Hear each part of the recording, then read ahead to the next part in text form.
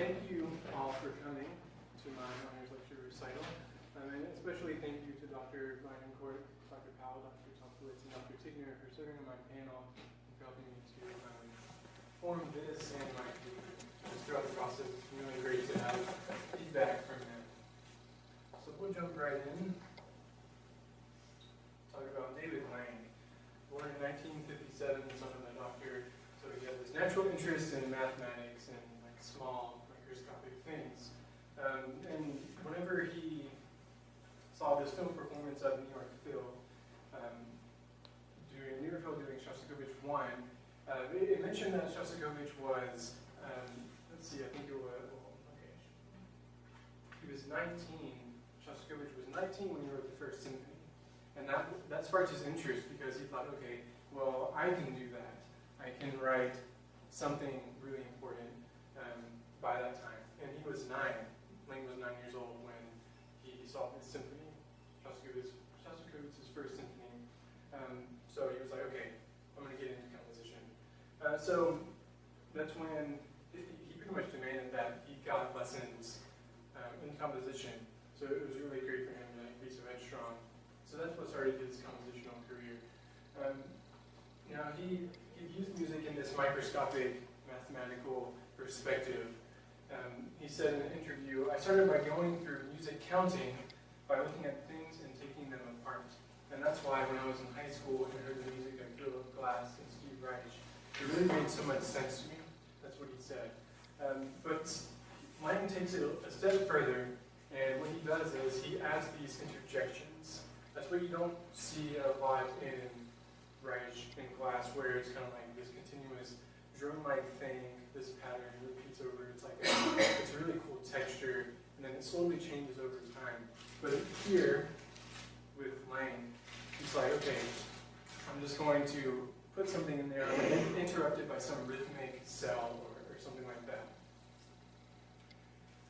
And of course, a big important thing with him is that he's influenced by rock. Very, very cool thing. You'll see that in the Anvil Chorus. Written 1991 for Stephen Schick, renowned percussionist, very important in the percussion world. He premieres all these great new pieces. He's a really big name.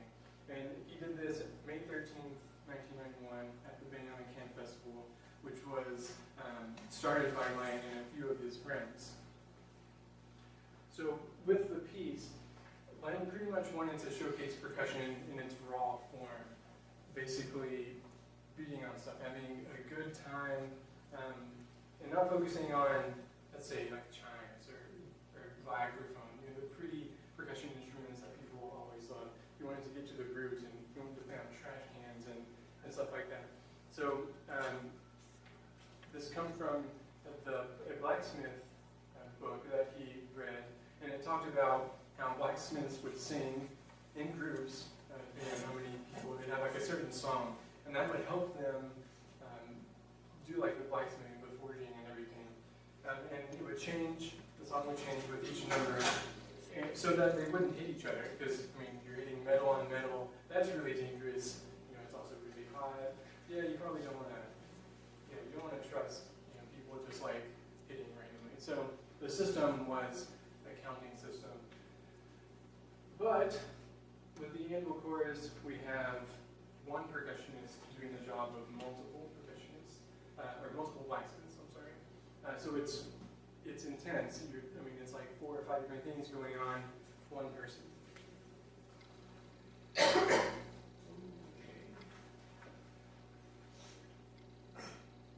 I have a little clip here. The only one I could find of multiple people doing some work on something.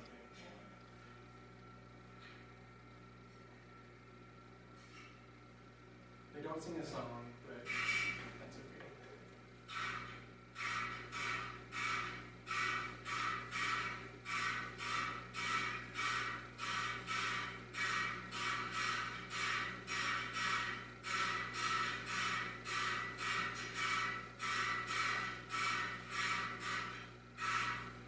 Alright, so you get the gist. They go on for 3 minutes. That's not very exciting. But maybe, one day someone will do a song or whatever. There's actually one that I saw that was, I think like some estate or something, and it was like a show blacksmith, and he was like hitting the anvil with different parts of the metal. And it was cool, but not really what I'm looking for, right? Great. Okay, so now let's talk about notation and instrumentation. It's free and open, so the performer gets to choose the instruments, and that's what you have in your little packet there. We have the resonant metals. Oh, you guys could see, I'm sorry about that. So we have resonant metals 1, 2, and 3. Resonant metal 1 is the top pitch. And then 2, 3. Then we have wood blocks, non-resonant metals 1, 2, 3, 4. And then the foot metals.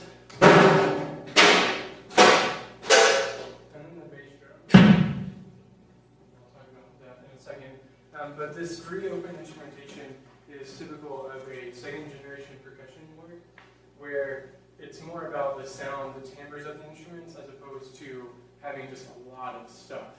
And that's where we see here. This is various circles. It's two percussionists, and the setup, as you can see, is really large. You have to put like a setup in there, or else most likely percussion is going to be clueless. What's going to work? So he provides this, and it's over 20 percussion instruments for each percussionist, and that's typical of the first generation work. A lot of stuff, it's like a percussion orchestra for one person. And also we have softcounts and sequence. Okay, second generation works, as I said, it's more about the timbre. It's a whole lot less of instruments, very, very small. Here, it is really hard to read because it's for any of you, it's really complex stuff. But the point is that we have 7 different instruments, 1, 2, 3, 4, 5, 6, 7. So 7 different lines, as opposed to having 20 different instruments. So that's the comparison. We're using smaller instruments. And of course we have extra loud, Michael Gordon, and Global Cars, Tuche. And then samba. So, in instrumentation interpretation, because it's free, okay, like what do you possibly use for your instruments? I mean, it could be really anything. Pipes, mixing bowls, cast iron pots, hubcaps, saw blades, it goes on and on and on. Valve implements, he notates chime hammers in the score, but they're way too cumbersome. You don't really want to use those because you're going to hurt yourself. You're playing all this fast stuff, they're heavy. So that's why you could use chime hammers, but maybe not, at least not for me. We also have chain drumsticks, hard timpani mallets, which is kind of what I have. I took the felt off of the mallet, just have this inner core. Xylophone mallets, I'm using one of these as well, just a bell mallet. For the foot metal articulations, you could have metal on metal, or you could have hard felt wood. I have a combination of things. I have wood for the outer metals. Then I have the back of a beater. Well, I guess I can show you. I have the back of the beater, which has this metal tip on it. It works really well.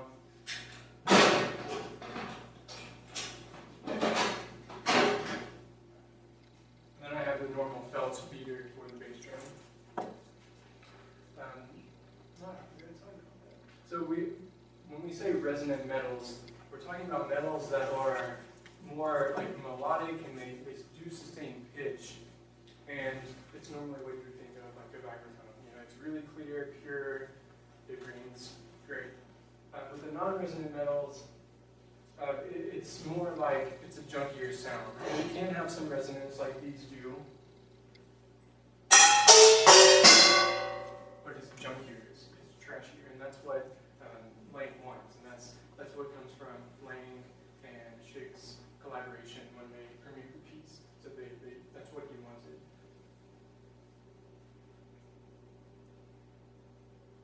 Okay, so the setup is extremely important in any percussion work. It's always going to be different.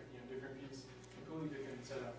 And especially with this one, because you have to have a layout that works. It's compact enough so you can actually play all the different lines.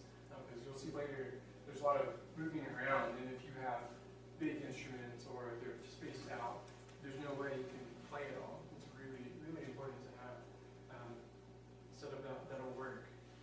And you also want to keep in mind the composer's sounding specifications. You know, obviously you're not going to have a vibraphone if you're talking about junk metal. Just makes sense that way. So the music score arrangement,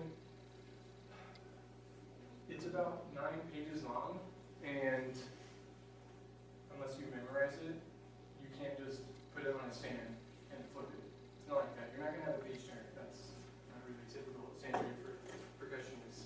So what I did was just I cut, copied, pasted the score onto these boards.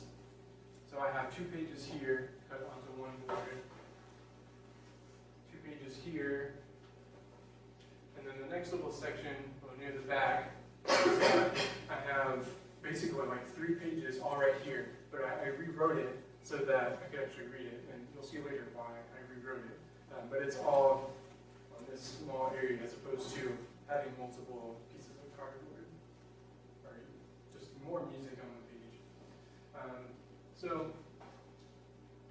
another important thing, as you can probably see, is highlighting the part.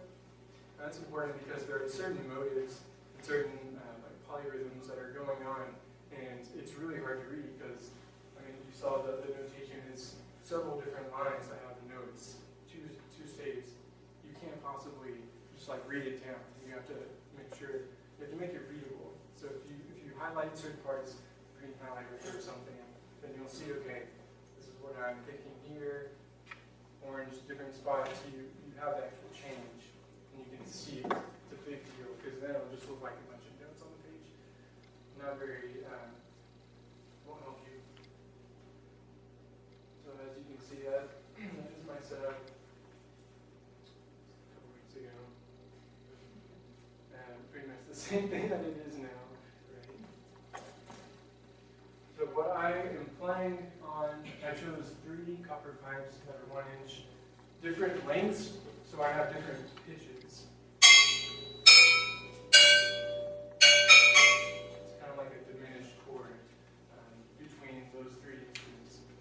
It's all on this wooden contraption that I made using eye hooks and fishing line, and then I mounted the wood blocks, I drew a hole, twisted in these threaded rods, put them on there, and then over here, I should probably show you this.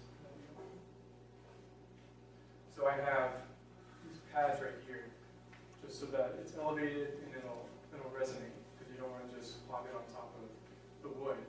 Not a good sound. So that's what I have with this.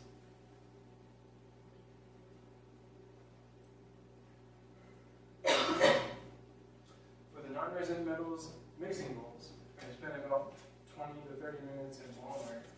I was really like unbearable. Like, I can't believe I'm hitting metal mixing bowls in Walmart. But I got this pitch set, which actually is in the original. The more that you hit it, the pitch changes. So these are actually way higher than when I got them. When I got them, they were much lower and more like a sustained opera gong. With this, it's like really, really junky. But the pitch set was basically a, let's see, it was G, C, E flat, G. So it was like a C minor chord going up. But now it's not even close to that, right? So interesting enough, when I got them, I was like, okay, great, they sound good. What about the pipes? You know, how do the pitches compare to the pipes? Well, actually, it formed an octatonic pitch set, but you know, since these have changed pitch, maybe not anymore. So, yeah, it was really interesting just to like understand that relationship and okay, how are they related? Compositional devices. So this is what you see in the Anvil Chorus. So we have measurable superposition. Well, actually, I won't even talk about that. We'll wait for a second. And it's on YouTube. So we have 1, 2, 3, 4, 5, 6, 7 different compositional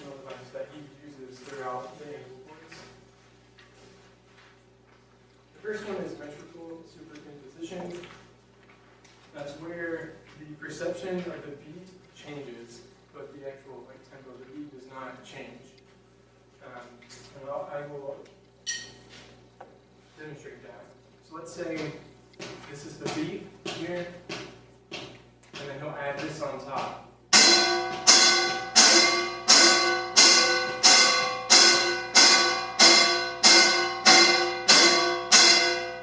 So underneath all that, yeah, there is that tempo, but what's actually being played makes you think, okay, something is different. There's some kind of modulation, metric modulation, and this is actually not the same as a metric modulation. And that is where you have some kind of common rhythm, let's say dotted eighth note, and then you take the dotted eighth note as the new tempo. So that's metric modulation, but this, nothing actually changes. You just perceive it as something different. And then the second part of this is that Lang uses, or he shifts just the 4/16th note, just the normal quarter note, but he shifts it by a 16th note. So you would think, okay, this is the tempo, but it's actually. So you're feeling the beat on the E, not the actual downbeat, which is really interesting, and that's why it gets really jumbled. Thinking, okay, I'm hearing two different things, but it's because it's shifted by 1/16th note. Repetition of thematic material. The opening motive goes like this.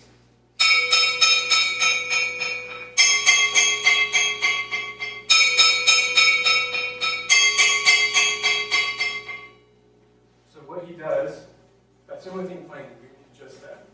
So what he does is he takes that same motive and he spreads it out over the piece in different sections. So in the top, we have the same thing over this groove. And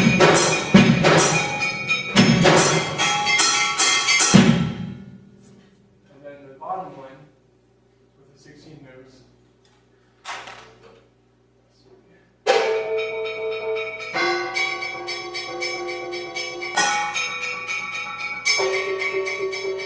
so you still hear that resonant metal in the top, but everything else around it is completely different.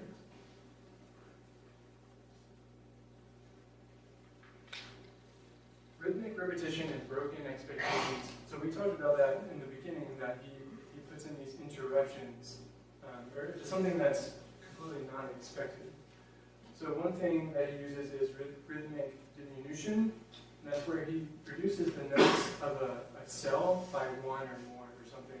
So what we see here, let me use my, we have 4, 5 eighth notes, 5 eighth notes, 4 eighth notes, 4 eighth notes, 4 eighth notes. And that's the very end of the cell. But in the beginning, it starts out as 7, 8, 8, 7, 7, 7. And then he takes it off by 1, 7, 7, or 6, 7, 7, 6, 6, 6, 5, 6, 6, 5, 5, 5. And then what you see here. So he just takes the same thing, reduces it by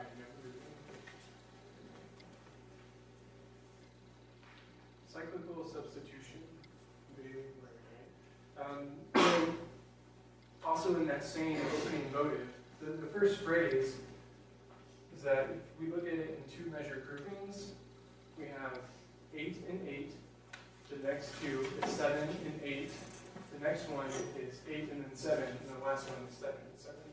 So he's substituting another number each time so that we get every combination.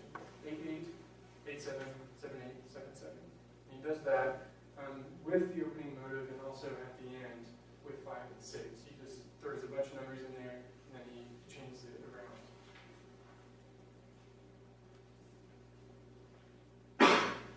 Rhythmic displacement. So it's kind of like metrical superimposition where you're perceiving something different, but that's more of like an actual feel that lasts over a number of measures. But here, it's only very small cells. So what we see in the top left over here is just, it starts on the downbeat. The second time it is seen, it's on the and. You can't really do the beat there, but then the next time he puts it on beat 2. So he's just shifting some kind of rhythmic cell by a certain note value. That's all he does there.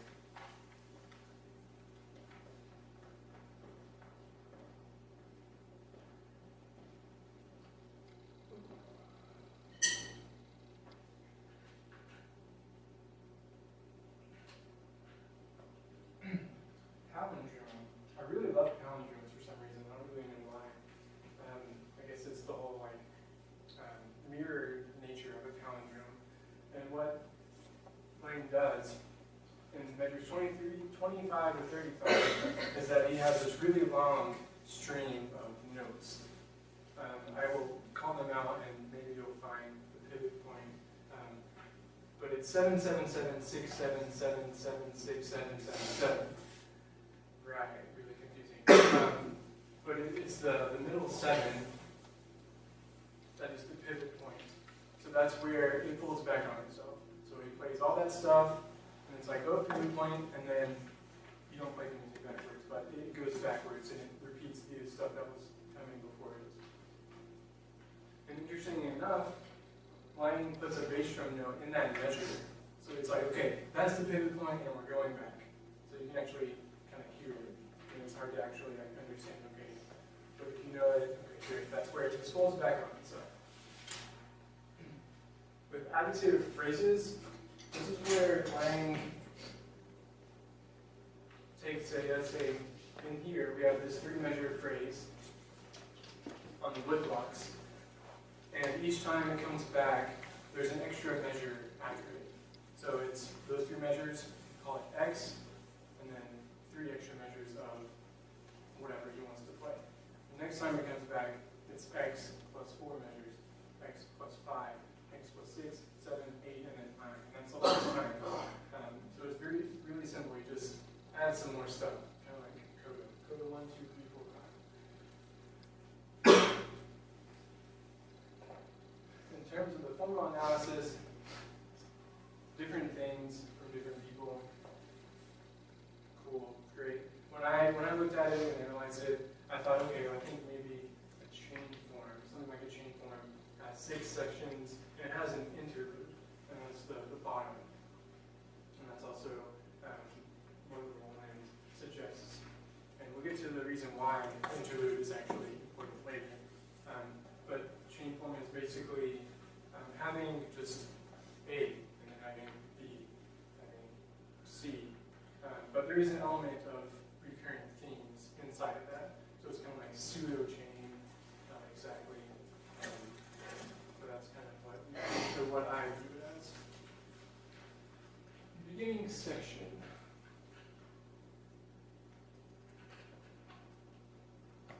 We talked about the blacksmith songs.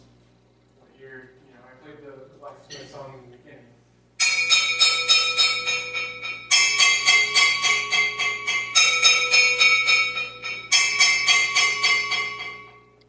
And that's the most significant use of the resonant metals, is that we have this kind of singing motive throughout. And you'll hear it coming back over and over again. I mean, it's melodic. You pick up on it, and it's there. And he uses cyclical substitution, like we talked about with that same phrase, and he uses the palindrome, which we talked about, the bass drum accenting the center of that. Another cool thing about the first section is that he introduces the foot metals, but he pairs them together with the non-resonant metals. So we see there foot metal 2 and our 3 non-resonant metal. This is what they are. This one, that's the first one.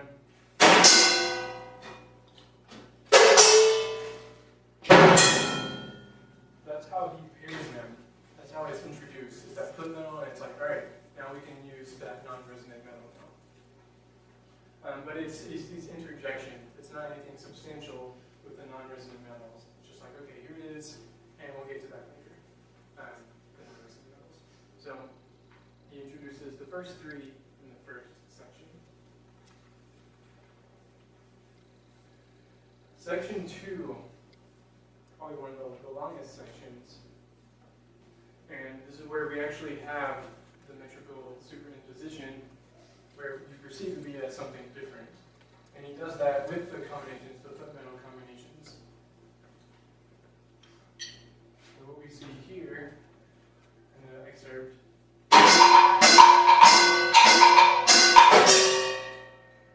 so the foot pedal sets off the stream of the 16 notes, for the note groupings.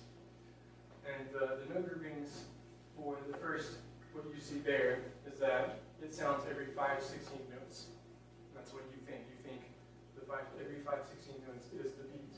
The next time it comes around, or the new combination, is that it's every 4 16ths. That's what we talked about. It's displaced by 1 16th note. The next time, it's sounding every 3 16ths. So you're thinking dotted 8, and you feel that the dotted 8 is the downbeat, or the beat. And then the last one sounds every 6. So I'll play those for you.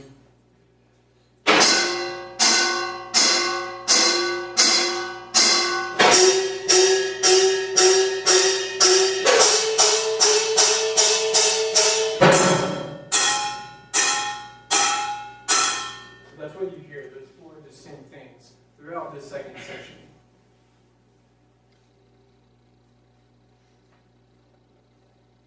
And then, of course, we have the additive phrases. This 3-measure phrase.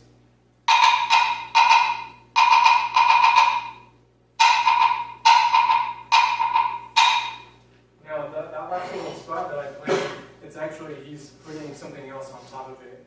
And you think that the tempo is actually different.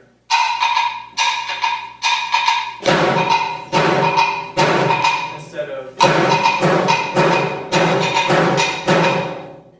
So that adds a little bit more complexity to the mix. So all these different things are going on. And then you also have a wood block that's in a completely different time.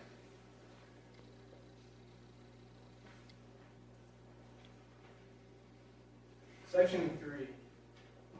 I think I like this one the most because everything after it is too hard. Everything before it isn't hard enough.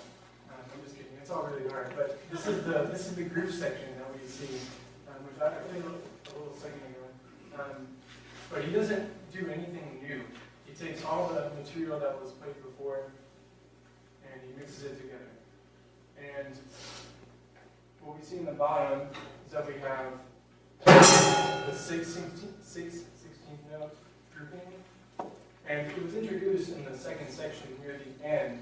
So I'm thinking what Ling is doing, he's like, okay, we'll have to make up for the fact that I didn't use that enough in the second section. So then he just takes that and is like, all right, next section, that's what I'm going to focus on. So that's why we did.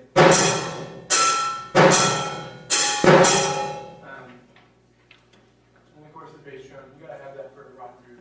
So it just makes sense. Yeah, the bottom right here. So this is what the beginning of the third section sounds like. Well, it's actually not the first part of it.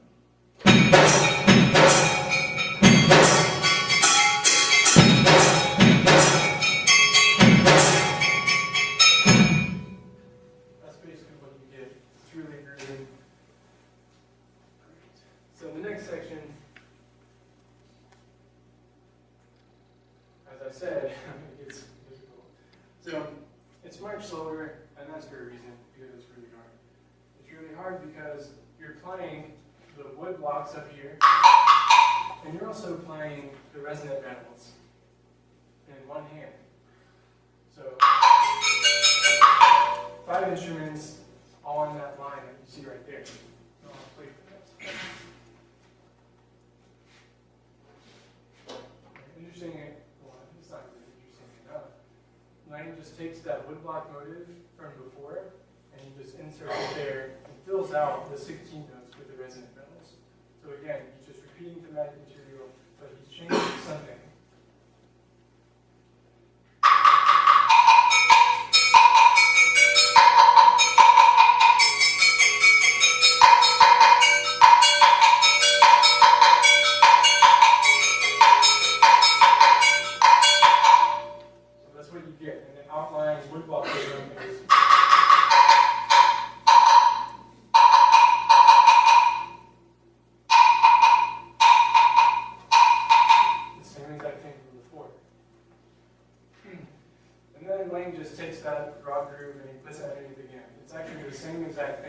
complete section. So you can kind of not worry about it. But you actually don't really worry about the raw groove because you're so focused on, okay, 5 different instruments, playing all this stuff, really crazy. So that's what we get in this section. Interlude, one word silence. Great. That's what you get in the interlude is silence. Only 9 of the 32 beats contain sound. Only 9. Previously, you're pretty much playing all the time, just a lot of sound. But here it's like, oh, I get to refresh. No sound, but he's like, okay, well, we're not done yet, so we're going to add in some of the fragments of the other sections. So the raw groove, of course, is the first thing. And you just wait, and you wait. But it's important that you wait, because it's more effective, right? And then here is that's from the woodblock section. That's section 2.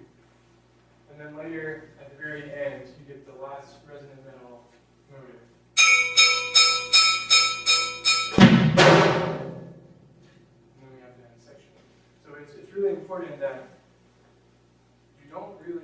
you have to basically choreograph, which is really important in percussion music anyway, is that, all right, it's really legato, and you're just like, and then you just like walk away, put your stuff up. You're like disturbing the music, right? You want to be musical about it. So you have to like kind of show that, okay, it's silence, we're just breathing.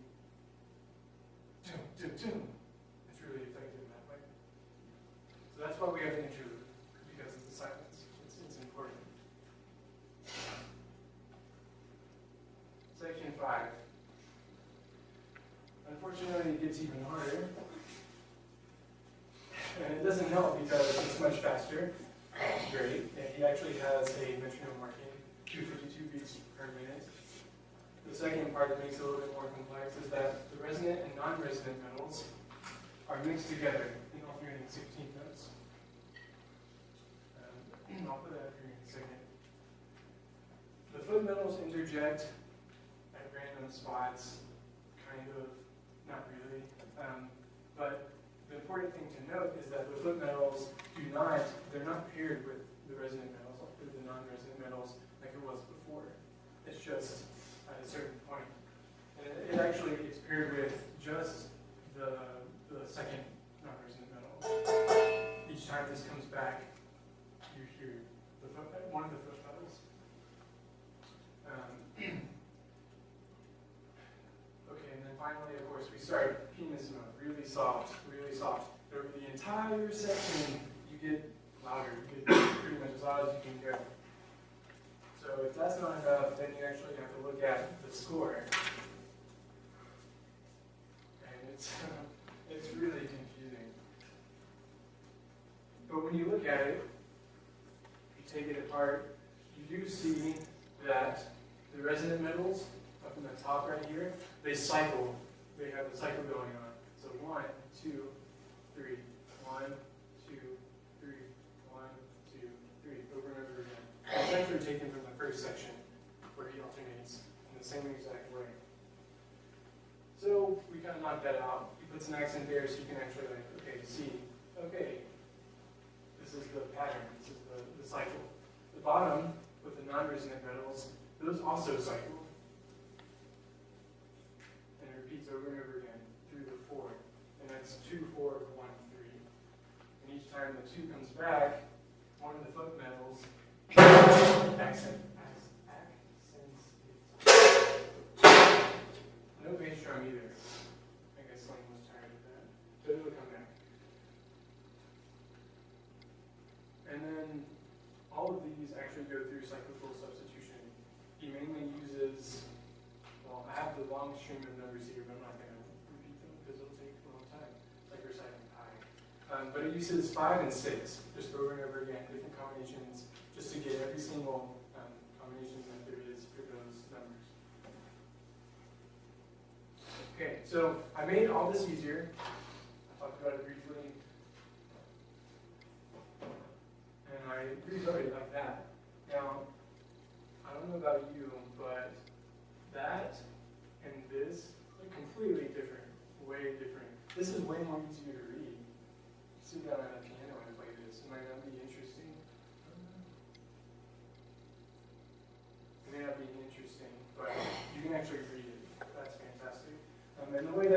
interpret it is that the bottom staff in the non-resonant metals, you just displace that by the 16th note. So what you see on the downbeat in the bottom staff is actually on the key. And you just play straight 16ths between both of them. And of course, I had to highlight my part, because this is probably the longest section, or it took me the longest to learn this section. So the color coding helped, so I could actually pair the color with one of the metals.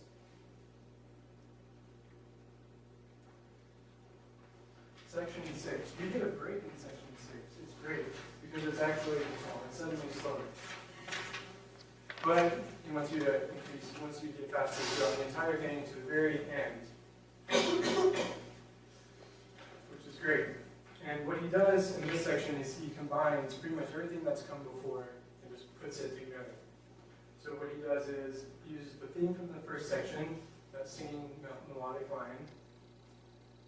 And then he uses the combinations from section 2. So all the different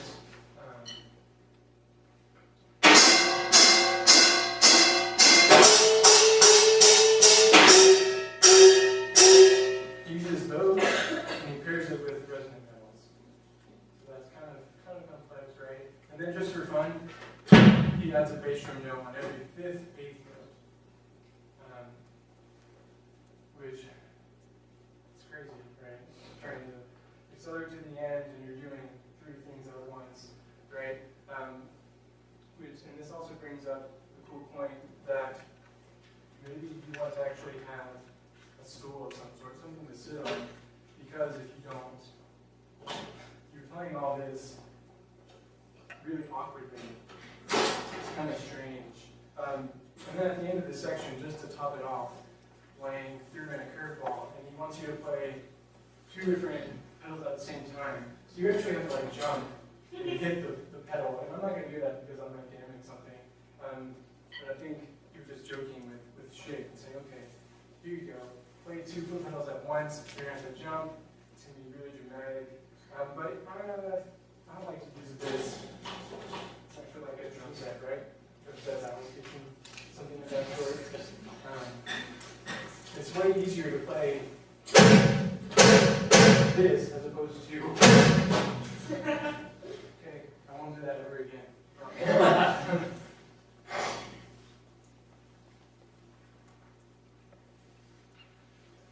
So the programmatic considerations, yeah, we have this beautiful resonant metal theme alternates, and that's the blacksmith song, different groupings of notes.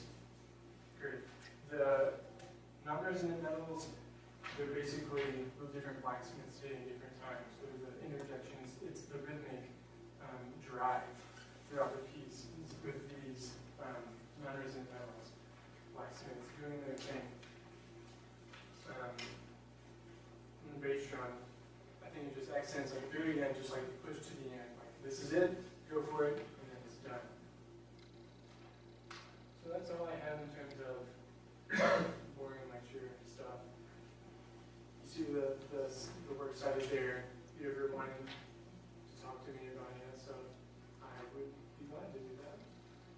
And then to finish, I will just play the Anvil Chorus straight through. Just let me get prepared.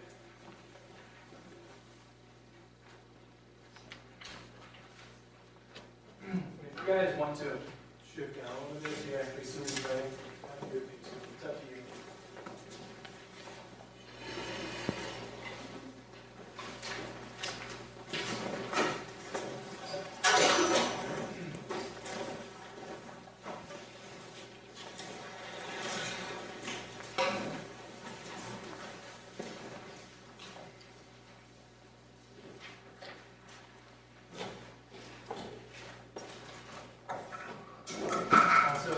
Don't judge me for putting my pants in my socks. One of these pedals may get caught in my pants. If I do that, the piece is going to be ruined. So it's going to look a little awkward. But this is approved by my electromagnetic panel.